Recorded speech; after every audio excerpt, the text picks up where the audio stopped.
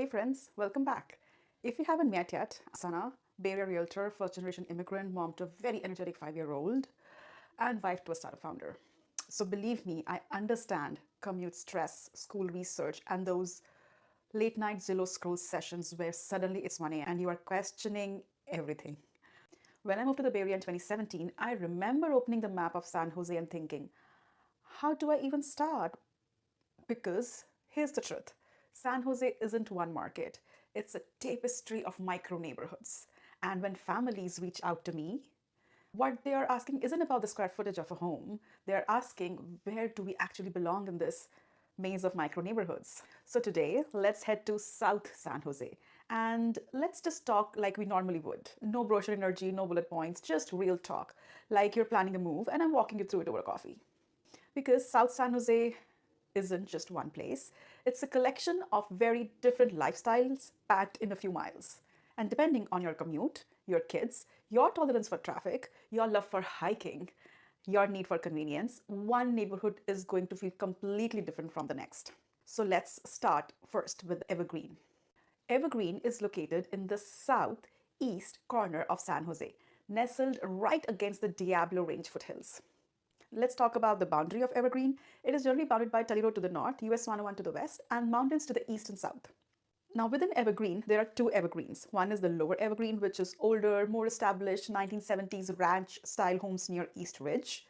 The second part is Evergreen Valley, which is newer, more expensive Mediterranean style homes built up further in the hills. As of early 2026, Evergreen remains a high demand micro market. Single family homes typically range from 1.4 to 1.8. They even go up to 2.5 and 3 million for those big 5 bedroom, 4 bathroom kind of mansiony homes. Within Evergreen, Silver Creek Valley area is significantly more expensive, with estate homes often exceeding from 3 million to 4 million. And in terms of housing style, unlike the mid-century box homes of West San Jose, Evergreen features many homes those were built in 1990s and 2000s with vaulted ceilings, three-car garage, and Mediterranean tile roofs. Now, the primary driver for families moving to Evergreen is the school district. Evergreen Elementary School District is very attractive. Tomato, Silver Oak, Shibuya Middle, all are consistently ranked among the best in the state. High school is Evergreen Valley High School. It is a STEM powerhouse.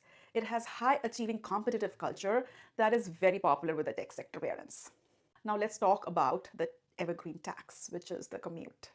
This is one con of this neighborhood. Because Evergreen is tucked into the foothills, you have to drive 10-15 minutes through the local street just to get to a major highway, which is either 101 or I-280. So from Evergreen to North San Jose, where Cisco and Samsung are, the commute could vary between 25 to 40 minutes. And to Mountain View, Palo Alto, where the Google and Apple are, it could be from 45 minutes to 60 minutes. And public transit is limited. This is mostly a car-dependent neighborhood. Now let's get back to the good stuff. Evergreen is arguably the greenest part of San Jose. Joseph T. Grant County Park is nearby for serious hiking. Locally, Fowler Creek Park, Groesbeck Hill Park are the hangouts for parents where kids play on the play structures. Evergreen Village Square is like a community hub. It features a library, a gym, a beautiful plaza where a farmer's market is held every Wednesday and Sunday. The Evergreen Community Center offers massive youth programs, from martial arts to coding. And for sports, the Silver Creek Valley Country Club is the go-to for tennis and golf. Now let's talk about the vibe and the culture of the Evergreen neighborhood. The vibe is actually quite safe, family-centric. It is a very diverse community with significant Asian, American, and Desi population. Coming to the evening life, honestly, it is sleepy. Don't expect a nightlife scene. People here value quiet evenings and morning jogs in the hill. It is a very family-oriented, family-centric vibe. And you will find a lot of pride of ownership in the homes here. You will notice very well manicured lawns and high neighborhood standards here. Now let's talk about the fire risk. It is a critical point for a new buyer. Because Evergreen is a foothill community, many streets fall into high fire severity zones or wildland urban interface. In 2026, many traditional insurers like State Farm, Allstate have restricted new policies in these zones. So a tip to the buyer would be, you may need to use California Fair Plan for fire coverage if your home falls into one of those high-risk zones. So always get an insurance quote either before putting an offer or during an inspection contingency period to ensure the monthly costs fit your budget. Now, if you leave Evergreen and drive just a bit downhill, the energy shifts. If you're new to San Jose, think of Blossom Valley as a practical heart of South Valley, where your daily life, groceries, commuting, and errands become significantly easier. Here is the 2026 breakdown of Blossom Valley for someone who hasn't stepped into San Jose yet. Blossom Valley is located in South San Jose, nestled in the flatlands between the Almaden Valley to the west and Santa Teresa foothills to the south. It is generally defined by the area between Highway 85 and 87. Since we just talked about Evergreen, Blossom Valley is just 15 to 20 minutes to the east from Evergreen. While Evergreen feels like a destination you have to drive to, Blossom Valley feels like the hub you drive from to get to everywhere else. In early 2026, Blossom Valley remains one of the most popular entry points for families transitioning from renting to owning. The median home price for a single family homes is around 1.3 to 1.5. Keep in mind, these are the median. There are lower and higher priced homes as well. Most houses here were built in 1960s and 1970s. You will find classic California ranch homes and two-story traditional layouts here. Compared to Evergreen, the homes are often slightly smaller and older, but they typically sit on flatter, highly usable lots that are much easier to maintain than a hillside property. Now let's talk about education. Blossom Valley is a neighborhood of pockets. School quality in Blossom Valley depends heavily on your specific street. Let's talk about districts first. It is the area primarily served by Oak Grove Elementary School and East Side Union High. The top pockets of Blossom Valley would be Carson Elementary, Taylor Elementary. These two elementary schools have been consistently high performing in terms of school ratings. Unlike Evergreen, where almost every school is top rated, Blossom Valley requires a street by street strategy. Now let's talk about the commute, and that is a major advantage to living in Blossom Valley. You have unobstructed freeway access. You are at the V of Highway 85 and I 87. Adobe and Zoom, like the companies in the San Jose downtown, are like 12 to 15 minutes. Apple in Cupertino would be around 25 to 30 minutes, and Mountain View, where Google is, around 30 to 40 minutes. Talking about public transport, the VTA light rail runs right through the neighborhood. Ohlone and Blossom Hill stations offer direct line to North San Jose and downtown. Now let's talk about the parks and kids activities inside Blossom Valley. Blossom Valley is incredibly stroller friendly and active. There is Alameden Lake Park, which is like the local weekend hub. It has massive lake, bocce ball courts, and connects to miles of walking trails. Westfield Oak Ridge, this isn't just a mall, it is a social center. With a huge movie theater, Dave & Buster's, and a kid-friendly dining, it is a frequent Friday night destination for families with young kids. Talking about the Indian culture in Blossom Valley, you're very close to major Indian grocery stores, desi dining options scattered along Blossom Hill Road and Santa Teresa Boulevard. The vibe of Blossom Valley is generally very down-to-earth and diverse. It is unpretentious and busy because we are talking about young parents with their kids balancing work life. People here are doers. You'll see neighbors out washing their cars, kids biking to the park, and families walking their dog. It is San Jose's most diverse neighborhoods with a strong mix of tech professionals, healthcare workers, because they're the Kaiser nearby, and long-time residents. Now let's summarize Blossom Valley with the fire risk and insurance cost, because this is a win for Blossom Valley.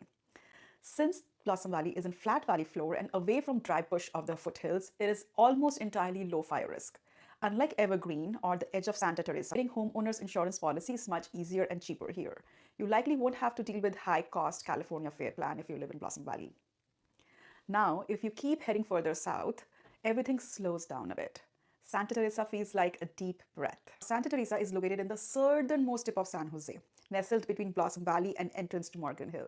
Santa Teresa is defined by intersection of Highway 85 and 101. Unlike Evergreen, which feels like it is in the hills, Santa Teresa sits on a flat valley floor that runs up right against Santa Teresa foothills. It feels less landlocked than Evergreen because you have immediate access to two major freeways. Santa Teresa has historically been more affordable than Evergreen, but the gap is closing as more tech families discover it. Most homes are 1970s ranch-style homes. They are often smaller than Evergreen newer builds, but they sit on a larger, flatter lots. Perfect if you want a pool or a large garden or build an EDU or extend existing structure. Now within Santa Teresa, there are modern pockets as well. There are newer townhome developments near VTA Light Rail Station that appeal to younger professionals. The schools here are highly regarded, but have a different vibe than Evergreen. Santa Teresa High School is highly rated for academics and diversity. It is known for a strong sense of community spirit and excellent athletic programs. Football and soccer are huge here. Commute is where Santa Teresa would beat Evergreen. You can jump on Highway 5 to go to Apple or Cupertino, or 101 to go North San Jose or straight to SF in minutes. And the secret weapon that Santa Teresa have is the VTA Light Rail Station. The Santa Teresa VTA Light Rail Station is the end of the line. You can get a guaranteed seat and take the train all the way to downtown San Jose for a Sharks game or commute without touching your steering wheel. Talking about the parks and kids activity, if you are an active family, this is your paradise. Santa Teresa County Park is a 1,600-acre park in the star. It has 17 miles of trails for hiking and the world-class mountain biking. Bernal Historic Ranch, a great spot for kids to learn about area's farming history.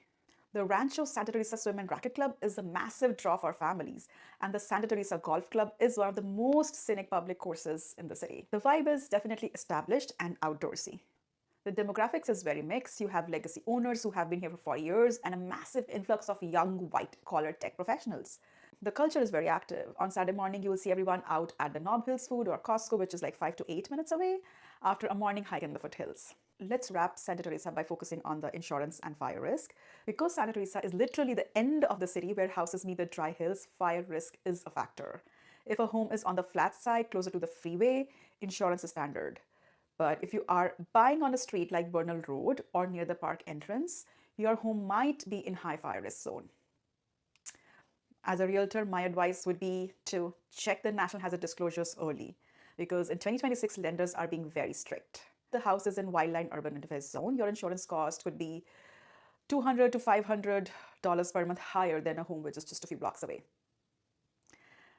To give a perspective, if Evergreen is the prestige and Santa Teresa is the classic, then Communication Hills is the modern metropolitan. If you have lived in high-density, high-energy cities like Mumbai, London, or New York, this neighborhood will feel familiar to you. It trades massive suburban lawns of evergreen for vertical lining, sleek architecture, and the views that make you feel like you are on top of the world. Yes, we are talking about Communication Hills, which is north of Blossom Valley neighborhood. Communication Hills sit on a prominent hill right in the heart of San Jose. It feels like a literal island rising out of the valley floor. It is bounded by Highway 87 to the west, Brochure Road to the east. Unlike Evergreen, which is tucked away, and Santa Teresa, which is further down south, Communication Hill is downtown adjacent. You are just 8 to 10 minutes from SAP Center, Adobe Headquarters, and the San Jose Tribune Station. Communication Hills is the row house capital of San Jose. Expect the 3-story townhomes, modern condos, and a brand new 25-26 phase of detached single-family homes that feature small private yards and multiple balconies. Talking about the median value of townhomes and condos, it would vary from $950K to $1.3 million. And for newer single-family builds, it would go from 1.8 to 2.2, specifically for those with unobstructed city views. And checking on the vibe, everything is new or built within the last 10-15 years. You won't find the 90s, 70s ranch houses here like you do in most other parts of San Jose. It is all quartz countertop, rooftop decks, and smart home tech in Communication Hills. Talking about education, schools are a major conversation point here. Now comes the realtor real talk. While Evergreen schools are primary draw there, many parents on Communication Hill opt for private or charter schools like Valley Christian nearby, while they wait for the new elementary school specifically planned for the hill to be completed. Now here's an insider tip for you. If you are a data-driven school buyer, Communication Hills is a neighborhood where you buy for the lifestyle and commute first, and the school district comes second. Now let's talk about the commute first, because if you hate traffic, this is your neighborhood. You can jump on Highway 87 in 2 minutes. Adobe is just 10 minutes. Cisco Intel is 15 to 18 minutes. And the light rail, the Kurtner VTA station, is right at the base of the hill, making it one of the few places in San Jose where you can realistically live with one car. So commute is where Communication Hill wins over all other South San Jose neighborhoods we have talked about so far. Now, Communication Hill is famous for one thing. It is the grand staircase. The lifestyle is of a fitness mecca. Every morning at 6 a.m., you'll see tech pros and athletes running these stairs. Talking about the parks and kids' activities, the Viera Park is the community heart. It is where you go for those Instagram-worthy sunset photos of the entire valley. In 2026, new Phase 3 and 4 parks are opening, adding more green space and playgrounds for the growing number of kids on the hill. The vibe of Communication Hills is of a startup energy. This area is packed with young professionals, the ding couples like double income, no kids, and startup founders. And the culture is very social. Because people live closer together, you actually see your neighbors. There is a village feel here that you don't get in the spread out streets of Evergreen or Santa Teresa. Like the rest of San Jose, it is a beautiful melting pot with a very high concentration of Asian American and Desi professionals. Now let's touch on the fire risk for Communication Hills. Now, unlike the high-risk wildland zones of Evergreen or Santa Teresa, Communication Hill is considered moderate to low risk. Since most of homes are managed by HOA, your exterior fire insurance is typically covered in your monthly HOA dues. So here's the thing about South San Jose. This isn't one best neighborhood. There's only the one that fits your season of life. If schools and prestige are your North Star, Evergreen might feel right. If convenience and commute ease matter most, Blossom Valley quietly wins. If you want space, trails, and the established community feel, Santa Teresa might be your rhythm. And if you love energy, views, walkability, and modern living, Community Hill has a vibe that's hard to replicate anywhere else in San Jose. The truth is, you're not just choosing a house, you're choosing your mornings, your commute, your kids' friends, your Saturday routine, the version of life you want to live for the next 5 to 10 years. And that decision deserves more than just scrolling listings at midnight. If this video has helped you see South San Jose more clearly, I'd love for you to like and subscribe. I am building this channel to make the Bay Area feel less overwhelming and more understandable. And if you're quietly thinking about making a move, even if it is just maybe in a year kind of thought, reach out. I'm always happy to talk it through. No pressure, just clarity.